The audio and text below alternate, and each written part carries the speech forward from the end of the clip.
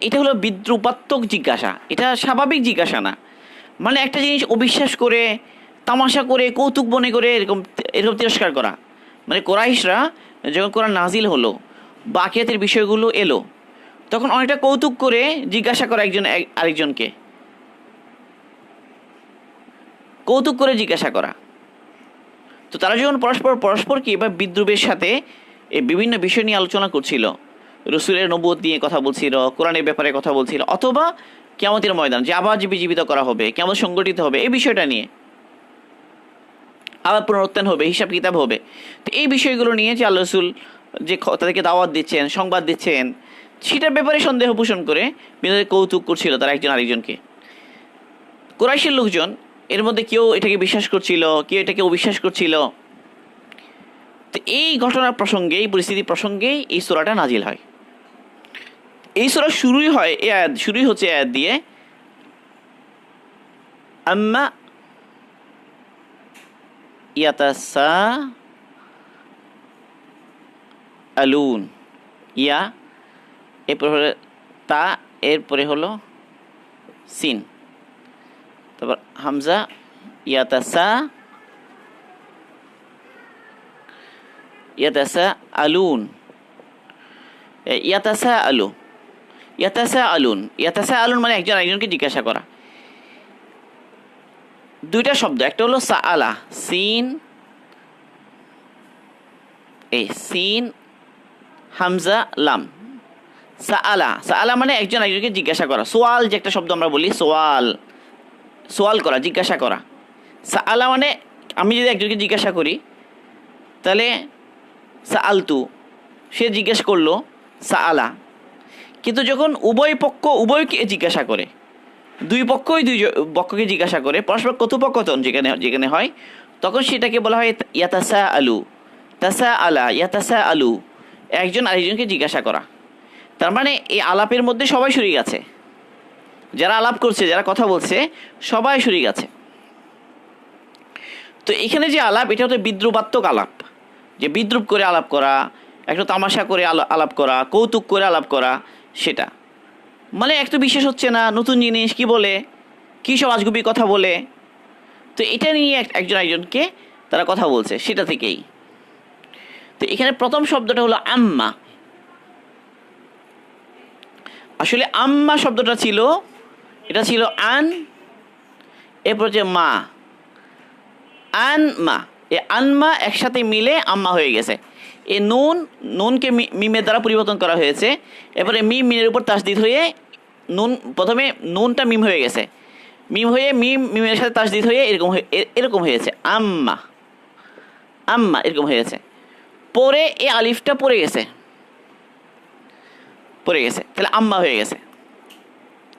আসলে মূল ছিল আন মা। আন শব্দের অর্থ হচ্ছে হতে, ব্যাপারে, সম্বন্ধে। মা কোন ব্যাপারে, এ কোন একটা শব্দ, কোন ব্যাপারে বা কি সম্বন্ধে,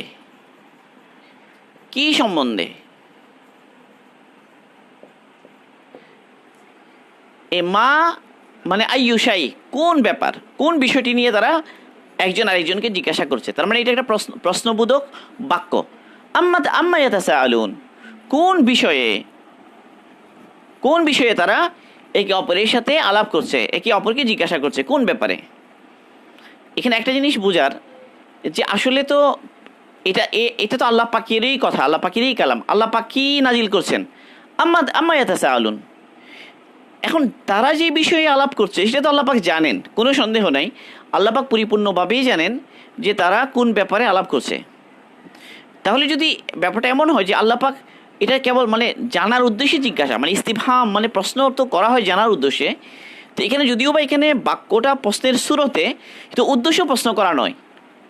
কারণ আল্লাহ পাক তো প্রশ্ন করবেন কেন, আল্লাহ পাক তো জানেনই আসলে তারা কী ব্যাপারে আলাপ করছে, সেটা আল্লাহ পাক জানেন, আল্লাহ পাক তো সব জানেন। তাহলে আল্লাহ পাক এখানে কোন ব্যাপারে তারা পরস্পর আলাপ জিজ্ঞাসা করছে। তাহলে এই প্রশ্নের দ্বারা উদ্দেশ্য হলো ভৎসনা করা, তিরস্কার করা। মানে কোন ব্যাপারে তারা কি করে পরস্পর আলাপ আলোচনা করে, কোন বিষয় নিয়ে তারা বিদ্রুপ করে, কোন বিষয় নিয়ে তারা একজন অপরজনের সাথে এভাবে তীর্যাত্মক বাক্য বিনিময় করে, কোন বিষয়, কোন ব্যাপারটা নিয়ে মানে তারা এই বিষয় এই কৌতুক করছে। তারা অনেকটা ব্যাপারটা হলো এইরকম, মানে এই ভাব। কারণ হলো আল্লাহ পাকের জন্য তো প্রশ্ন করে এখানে জিজ্ঞেস করা, জেনে নেওয়া, এটা আল্লাহ পাকের জন্য, আল্লাহ পাকের শানে হয় না কথাটা। তো এই জন্য মুফাসসিরগণ বলেছেন যে এটা উদ্দেশ্য আত-তাওবীখ বলেছেন, যে উদ্দেশ্য হলো তিরস্কার করা, ভৎসনা করা। কোন ব্যাপারে তারা পরস্পরকে সাথে একজন আরেকজনের কাছে জানতে চায়, কৌতুকের সাথে জিজ্ঞাসা করে জানতে চায় কোন ব্যাপারে। আম্মা ইয়াতাসাআলুন, এরপরেই আবার ওখানে জবাবের সুরতে উত্তর আসে, আবার যে আনিন নাবাইল আযীম, আন নাবা ইল আযীম, আনিন নাবাইল আযীম, আন নাবাইল আযীমি।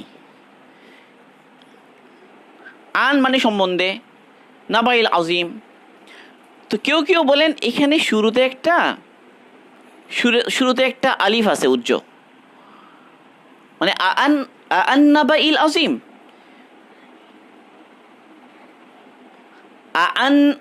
আনিন নাবাইল আযীম, মানে হলো প্রশ্নের জন্য আসে, মানে ইহা কি এই ব্যাপারে কি বড় সংবাদ সম্পর্কে, নাবা মানে সংবাদ, আযীম মানে বড়, মহাসংবাদ সম্পর্কে কি, মানে তারা কোন ব্যাপারে একজনকে জিজ্ঞাসা করে, মহাসংবাদের ব্যাপারে কি, এরকম। কিন্তু এই আলিফটা নাই, এটা উজ্জ। তাহলে এটা একটা, অথবা হতে পারে যে প্রথমে জিজ্ঞাসা করা হয়েছে আম্মা ইয়াতাসাআলুন, কোন ব্যাপারে একজন আরেকজনকে জিজ্ঞাসা করে, তো আল্লাহ পাক নিজেই উত্তর দিচ্ছেন আনিন নাবাইল আযীম, এক মহা খবর সম্পর্কে। মানে যেই ব্যাপারে তারা সন্দেহ করছে, যেই ব্যাপারে তারা কৌতুক করছে, যেই ব্যাপারে তারা একজন আরেকজনকে কান ঘুষাঘুষি করছে, সে বিষয়টা কোনো হালকা বিষয় নয়। এটা একটা মহাসংবাদ, মানে আকিয়াতের বিষয় সম্পর্কে অথবা কোরআন সম্পর্কে। দুই ধরনের তাফসীর আছে। আল্লামা ইবনে কাসীর রাহিমাহুল্লাহ আনিন নাবাইল আযীম, আন-নাবা আল আযীম দ্বারা কি উদ্দেশ্য, এটার পক্ষে মুফাসসিরদের দুইটা কৌল এনেছেন আল্লামা ইবনে কাসীর রাহিমাহুল্লাহ। একটা হলো যে মুজাহিদ রাহিমাহুল্লাহ, তিনি বলেন যে এখানে আন-নাবা দ্বারা উদ্দেশ্য হলো আল কোরআন, মানে কোরআন তো অনেক সংবাদ, অনেক কিচ্ছা, অনেক গল্প, অনেক তথ্যের সমন্বয় কোরআন।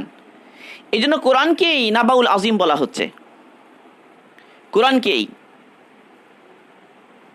কোরআনকেই নাবাউল আযীম বলা হচ্ছে। এটা একটা রায়, এটা হচ্ছে মুজাহিদ রহিমাহুল্লাহ। আর কাতাদা রহিমাহুল্লাহ তিনি আরেকজন মুফাসসির তাবেঈ, দুজনেই। তিনি বলেন যে না, নাবাউল আযীম দ্বারা উদ্দেশ্য আলবাসু বা'দাল মাউত, মৃত্যুর পরে যে আবার জীবিত করা হবে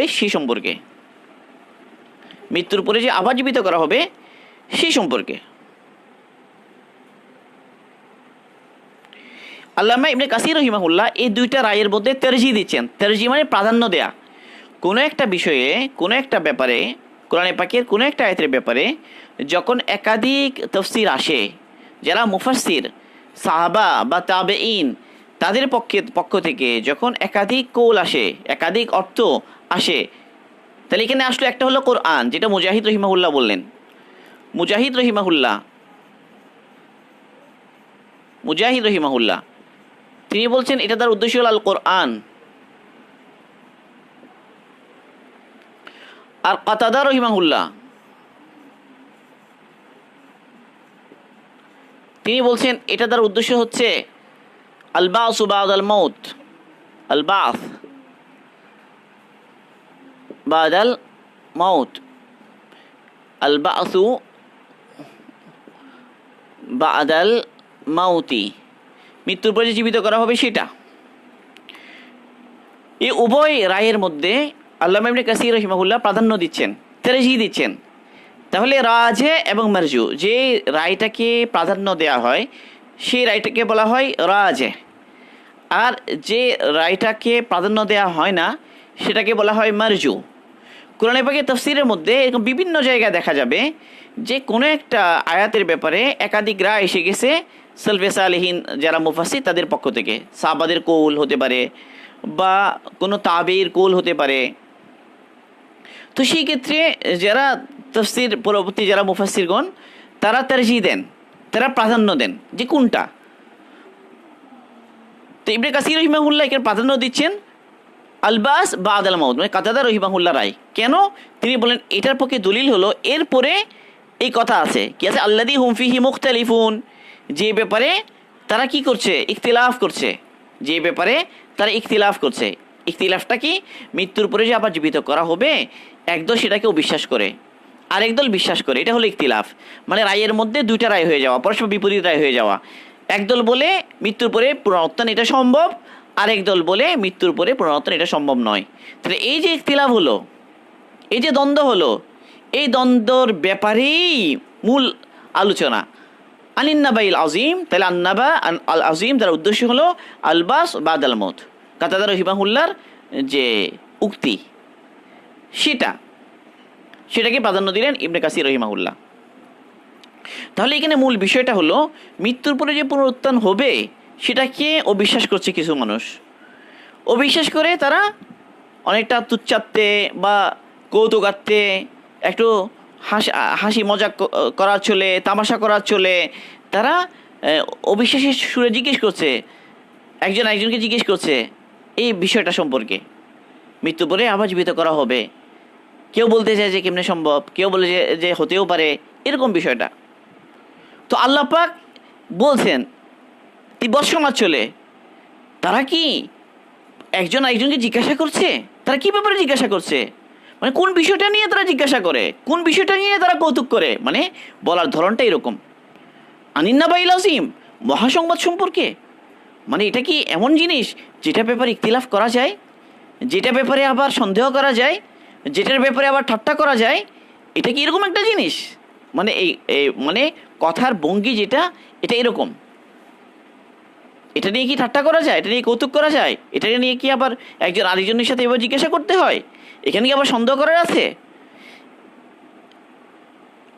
আনিন্নাবাইল আজিম আল্লাযী হুম ফীহি মুখতালিফুন, এরপরে আয়াত আল্লাযী, যে ব্যাপারে হুম তারা, ফীহি ওটার মধ্যে, মুখতালিফুন, মুখতালিফুন মানে ইখতিলাফকারী হয়ে গেছে। একদল বলে যে মৃত্যুর পরে পুনরুত্থান করা এটা সম্ভব, আরেক দল বলে সম্ভব না। এখন আল্লাহ পাক তাদেরকে রদ করে, তাদের যে সন্দেহ এটাকে রদ করে আল্লাহ পাক বলছেন ধমকের সুরে, ধমক দিয়ে আল্লাহ পাক বলছেন, ভয় দেখিয়ে আল্লাহ পাক বলছেন যে কাল্লা, কখনো নয়। মানে তারা যে সন্দেহ করে, তারা যে বিশ্বাস করে, তারা যে এরকম বলে যে এরকমটা কোনো হবেই না, সম্ভবই না বা জীবিত করা, কাল্লা, মোটেই এরকম নয়। সায়া আলামুন, তারা অচিরেই জানতে পারবে, তারা অচিরেই জানতে পারবে।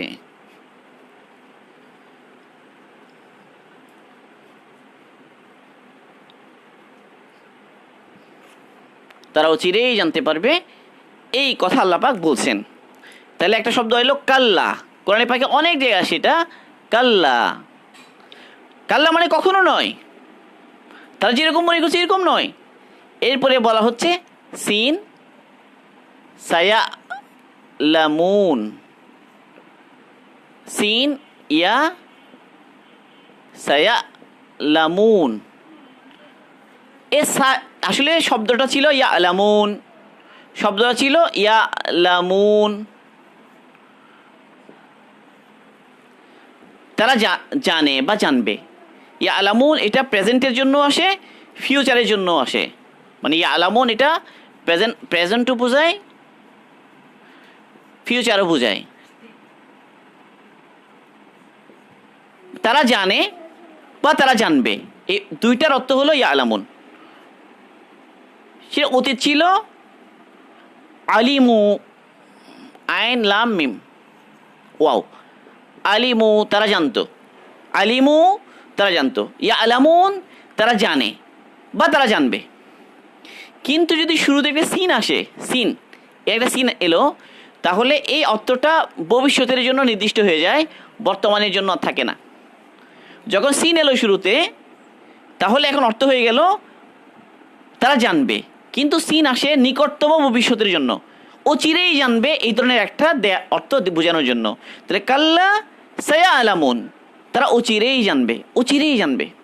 এ অচিরেই জানবে মানা হলো তারা যে এখন বিশ্বাস করছে, অবিশ্বাস করছে, এটার যে একটা পরিণতি আছে সামনে, তাদের যে বিশাল পরিণতি ভোগ করতে হবে, সে তারা অচিরেই জানবে। এরপর আবার জোর দিয়ে আবার বললেন সুম্মা, অতঃপর, সুম্মা কাল্লা সায়া আলামুন, সুম্মা অতঃপর কাল্লা সায়া আলামুন, কখনো নয়, অতঃপর কখনো নয়, তারা আবার তারা অচিরেই জানবে। এই অচিরেই জানবে এটা ধমক, এটা ধমক। তোমরা এটা বিশ্বাস করছো, তোমরা এটা তামাশা করছো, বিশ্বাস করছো না, বিশ্বাস না করার কারণে উল্টাপাল্টা চলছো, ইমান আনছো না, শিরকের মধ্যে নিমজ্জিত আছো, বদ আমলের মধ্যে নিমজ্জিত আছো, তোমাদের কোনো ভয় লাগছে না, একটু অপেক্ষা করো, একটু অপেক্ষা করো, এই কয়েকদিন পরেই তোমরা জানবা। কখনো নয়, তোমাদের এখন করো ঠিক হচ্ছে না, অবিশ্বাস করা ঠিক হচ্ছে না, একটু অপেক্ষা করো, অচিরেই জানবে। কাল্লা সায়া আলামুন, অচিরেই জানতে পারবে। সুম্মা কাল্লা সায়া আলামুন, অচিরেই জানতে পারবে। এ অচিরেই জানতে পারবে এই কথা বলে তাদের পরিণতি যে হবে খারাপ পরিণতি, সেদিকে ইশারা করা হচ্ছে। এটারও ধমক, এটারও ধমকি। তাহলে একজন মুমিন যখন এই আয়াতগুলো তিলাওয়াত করবে কোরআনে পাকে, তখন এই পুরো সিন বিষয়টা আল্লাহ পাক কীভাবে ধমক দিচ্ছেন, কীভাবে পরিণতির কথা বলছেন, আমরাও তো, আমাদের সামনেও তো আকিরাত আছে। ওই আকিরাতের ব্যাপারে যেরকম একিন হওয়া দরকার, ওইরকম একিন তো আমরা করি না, যেরকম হওয়া দরকার ওই আকিরাত সামনে আছে, তারপরও আমরা অনেক গুনাহ করে ফেলি, নাফরমানি করে ফেলি, অন্যায় করে ফেলি, অথচ আমাদেরকে আবার উঠতে হবে, আমাদেরকে আবার হিসাব দিতে হবে, একটা পরিণতি আছে। এই ধমক কাফিরের জন্য হলেও, এই ধমক মুশরিকের জন্য হলেও, আমিও তো আমার অবস্থাকে একজন মুমিন হিসাবে যেরকম করা দরকার ছিল আমি করিনি। তাহলে একজন মুমিন, এই ধমক কাফিরের জন্য হলেও মুমিন এখান থেকে একটা আশ্রয় নিবে, মুমিনও একটা প্রভাব নেবে। এটার নাম হলো তাদাব্বুর, এটার নাম হলো তাদাব্বুর ফিল কোরআন। তাদাব্বুরে কোরআন যে বলা হয়, কোরআনের আয়াতের মধ্যে তাদাব্বুর, তাফাক্কুর করা, তাদাব্বুর চিন্তা ফিকির করা, এটার একটা প্রভাব নেয়া। যে আয়াত, এই আয়াত কাফিরের ব্যাপারে এসেছে, কোনো সন্দেহ নাই, কাফেরাই তো সন্দেহ করছিল, কাফেরাই তো ইখতিলাফ করছিল, কিন্তু তাদের ব্যাপারে আল্লাহ পাক ধমক দিয়ে বললেন, তাদেরকে রদ করে বললেন কাল্লা সায়া আলামুন, সুম্মা কাল্লা সায়া আলামুন, মানে এই তারা অচিরেই জানবে। এই ব্যাপারটা হলো তুমি জানবে, তোমার জন্য কি পরিণতি তুমি দেখবা। এরকম বলে না, একজন অপরাধ করছে, ছেলে কথা শুনে না, বাবার কথা ছেলে শুনে না, পড়ালেখা করে না, তো বাবা বলে আচ্ছা তুমি দেখবা তোমাকে আমি কি করি, তোমাকে আমি কি করি দেখবা তুমি। এই বিষয়টা, এই সেন্স যে তুমি যা কথা শুনো না, আমার পড়ালেখা করো না, যা ইচ্ছা তা সেভাবে চলো, তোমাকে আমি কি শাস্তি দিই তুমি দেখবা। এটা হলো ধমক। পিতা যেভাবে এভাবে ধমক দেয়, বাবা মা যেরকম ধমক দেয়, ওস্তাদ যেরকম ধমক দেয় যে তুমি দেখবা কি করি তোমাকে, তো আল্লাহ পাকও কাফেরদেরকে ধমক দিচ্ছেন এখানে, কাল্লা সায়া আলামুন, তোমরা অচিরেই দেখবা তোমাদের কি পরিণতি হয়, অচিরেই তোমরা দেখবা যে তোমাদের কি শাস্তি ভোগ করতে হয়, শাস্তি কত তীব্র হয় সে তুমি অচিরেই দেখবা, আমার ধরা কত মজবুত হয় সেটা তোমরা অচিরেই দেখবা। এই হলো উসলুবটা এরকম। তাহলে একজন মুমিন যখন এই আয়াত পড়ে, তখন সেও ভীত হবে ওই আকিরাত নিয়ে, সেও ভয় করবে আল্লাহ পাকের আযাবের, সেও ভয় করবে কঠিন দিনের, সেও নিজের পরিণতির ব্যাপারে, নিজের বদামল গুনার কারণে সে ছোট হবে, নত হবে, সে তার অন্তরের মধ্যে এটাকে আসর পড়বে, প্রভাব পড়বে। এই হলো মুমিনের বৈশিষ্ট্য। মুমিন এমন হওয়া চায়। যদি বা কাফেরের ব্যাপারে বলা আয়াত, তো মুমিন এখান থেকেও আসর নেবে। আল্লাহ পাক আমাদেরকে তৌফিক দান করুন। তো এই হলো, এতটুকু আমরা বললাম। এতটুকু বলার পরে আল্লাহ পাক যে এখানে তাদেরকে রদ করলেন যে মোটেই এরকম না, তোমরা যেটা নিয়ে ইখতিলাফ করো, এটা নিয়ে তর্ক করো, এটা নিয়ে কৌতুক করো, তুমি এটা পরিণতি দেখবো চিরেই, এই কথা বলে এবার আল্লাহ পাক দলিল দিচ্ছেন। আল্লাহ পাকের জন্য মৃত্যুর পরে আবার জীবিত করা এ যে কোনো ব্যাপারই না, এটা একটা খুবই মামুলি ব্যাপার। এই জিনিসটা বোঝানোর জন্য আল্লাহ পাক এক এক করে অনেকগুলো দলিল দেওয়া শুরু করলেন। এখান থেকে আলাম নাজআলিল আরদা মিহাদা ওয়াল জিবালা আওতাদা ওয়া খালাকনাকুম আজওয়াজা ওয়া জাআলনা নাওমাকুম সুবাতা ওয়া জাআলনা আল-লাইলা লিবাসা وجعلنا النهار معاشا وبنينا فوقكم سبعا شدادا وجعلنا سراجا وحاجا وأنزلنا من المعصرات ماء ثجاجا لنخرج به حبا ونباتا وجنات ألفافا এখানে এতগুলো আয়াত আসলো শুধু এই কথা বোঝানোর জন্য এই যে তোমাদের চোখের সামনে যা আছে যে জমিনকে বিছিয়ে দেয়া পর্বতকে স্থাপন করা এরপরকে রাত দিন তোমাদেরকে জোড়ায় জোড়ায় সৃষ্টি করা এরপর তোমাদের জন্য আরামদায়ক ঘুমের ব্যবস্থা করা রাত্রিকে আবরণ বানিয়ে দেওয়া লিবাস বানিয়ে দেওয়া যা ঢেকে ফেলে এরপরে দিনকে আয় রোজগার করার জন্য ব্যবস্থা করে দেয়া যেন তোমরা সহজে আয় রোজগার করতে পারো এইভাবেই দিনকে এরকম সুস্পষ্ট করে দেয়া এরপর তোমাদের মাথার উপরে 7টা আসমান শক্তিশালী সৃষ্টি করা এরপরে একটা খুব বেশি আলোদানকারী ওয়াহাজা মানে শুধু আলো প্রদানকারী না যেটা অনেক বেশি আলো দেয় অনেক বেশি উজ্জ্বল হয়ে জ্বলে এরকম একটা প্রদীপ সিরাজ প্রদীপ উজ্জ্বল আলোকিত প্রদীপ এর ব্যবস্থা করা এবং আবার আসমানে মেঘ হওয়া মেঘ থেকে মুষলধারে প্রচুর পরিমাণে বৃষ্টি হওয়া সেই বৃষ্টির পানি দিয়ে প্রচুর পরিমাণে গাছ তৃণলতা গাছ এটা জন্ম দেয়া এবং ঘন সন্নিবেশিত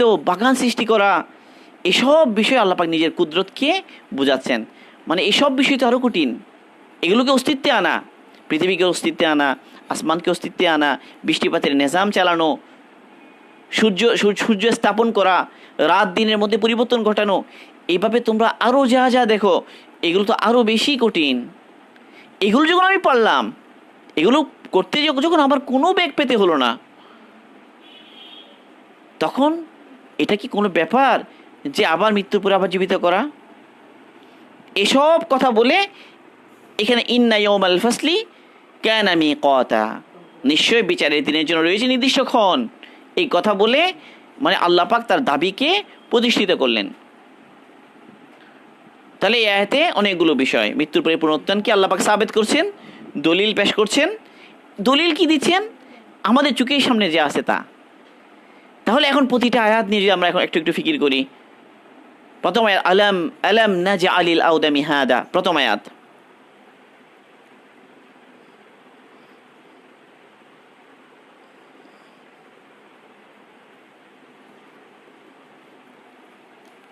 আলাম নাজআল ألم نجعل الأرض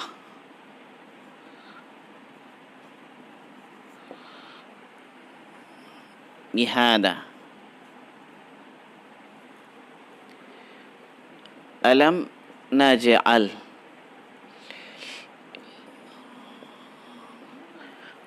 الأرض مهادا আলাম মানে আমি কি করিনি নাজআল মানে আমি করিনি নাজআল লাম নাজআল আমি করিনি আসলে প্রথমে ছিল এটা নাজআলু প্রথমে ছিল নাজআলু মানে আমি করি নাজআলু আমি করি আমরা করি বা করব আমরা করি বা করব এখানে এই পেশটা বাদ গেল এখানে জাজম হয়ে গেল একটা লাম আসলো লাম নাজআল মানে হলো আমরা করিনি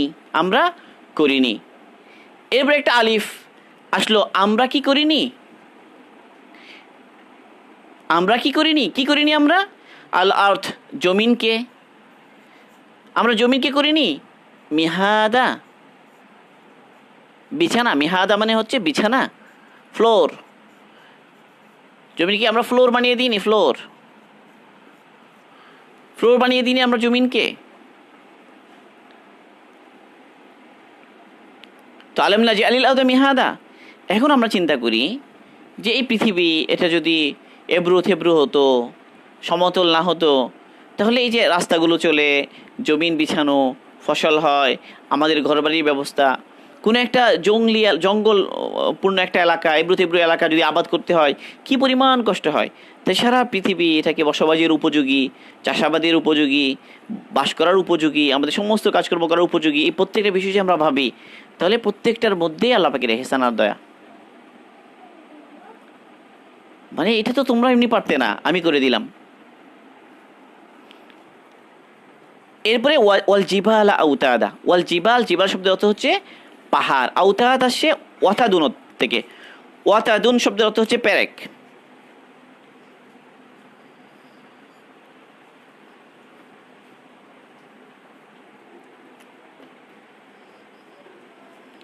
ওয়াতাদাল, ওয়াতাদুন হচ্ছে পেরেক, এটা বহু বচন হচ্ছে আউতাদ। আউতাদ, আউতাদুন হচ্ছে যে পেরেক সমূহ। তাহলে পাহাড় পর্বতকে আল্লাহ পাক পেরেক বলছেন। আসলে পাহাড় পর্বত খিলকের মতো, এরা জমিনকে স্থির করে দিয়েছে, আর ভূমিকম্প হয় না। আর নাহলে পৃথিবী কাঁপতো। এখন তো সামান্য যদি কম্পন হয়, ভূমিকম্প হয়, রিক্টার স্কেলে যদি 6 হয়, 7 হয়, পৃথিবীর কি অবস্থা হয়?